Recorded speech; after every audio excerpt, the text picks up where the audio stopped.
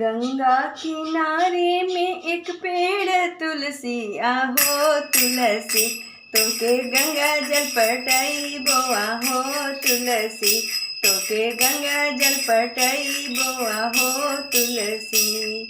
गंगा जल पटाइबो जमुना जल पटाइबो आहो तुलसी, तोके गंगा जल पटाइबो आहो तुलसी, तोके जमुना जल पटाइबो आहो तुलसी। हम त जोड़े फलवा मंगबो आहो तुलसी, हम त जोड़े फलवा मंगबो आहो तुलसी। गंगा किनारे में एक पेड़ तुलसी आहो तुलसी, हम त गंगा जल पटाइबो आहो तुलसी, हम त जमुना जल पटाइबो आहो तुलसी, हम त गंगा जल पटाइबो आहो तुलसी। हम त जोड़े फलवा मंगबो आहो तुलसी। सिंदूरा भी मंगबो चूड़िया भी मंगबो आहो तुलसी, हम त जोड़े फलवा मंगबो आहो तुलसी, हम त जोड़े फलवा मंगबो आहो तुलसी। बेटिया भी मंगबो बेटवा भी मंगबो आहो तुलसी, हम त जोड़े फलवा मंगबो आहो तुलसी, हम त जोड़े फलवा मंगबो आहो तुलसी। भाई भी मंगबो भौजाई भी मंगबो आहो तुलसी, तोके गंगा जल पटाइबो आहो तुलसी, तोके जमुना जल पटाइबो आहो तुलसी। गंगा किनारे में एक पेड़ तुलसी आहो तुलसी, तोके गंगा जल पटाइबो आहो तुलसी, तोके जमुना जल पटाइबो आहो तुलसी।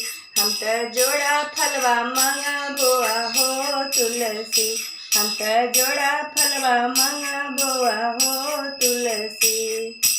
सासुर भी मांगब सासु भी मांगब आहो तुलसी, हम त जोड़ा फलवा मांगब आहो तुलसी, हम त जोड़ा फलवा मंगबो आहो तुलसी।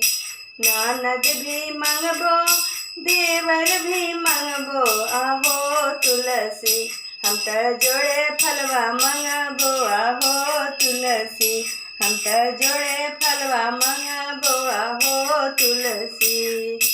गंगा किनारे में एक पेड़ तुलसी आहो तुलसी, तोके गंगा जल पटाइबो आहो तुलसी, तोके जमुना जल पटाइबो आहो तुलसी, तोके गंगा जल पटाइबो आहो तुलसी, तोके जमुना जल पटाइबो आहो तुलसी।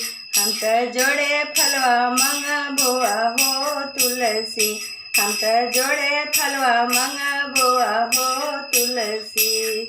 पतोहिया भी मंगबो दमदवा भी मंगबो आहो तुलसी, हम त जोड़े फलवा मंगबो आहो तुलसी, हम त जोड़े फलवा मंगबो आहो तुलसी। नतिया भी मंगबो पोतवा भी मंगबो आहो तुलसी, हम त जोड़े फलवा मंगबो आहो तुलसी, हम त जोड़े फलवा मंगबो आहो तुलसी। गंगा किनारे में एक पेड़ तुलसी आहो तुलसी, तोके गंगा जल पटाइबो आहो तुलसी, तोके जमुना जल पटाइबो आहो तुलसी, तोके गंगा जल पटाइबो आहो तुलसी, तोके जमुना जल पटाइबो आहो तुलसी। हम त जोड़े फलवा मंगबो आहो तुलसी, हम त जोड़े फलवा मंगबो आहो तुलसी।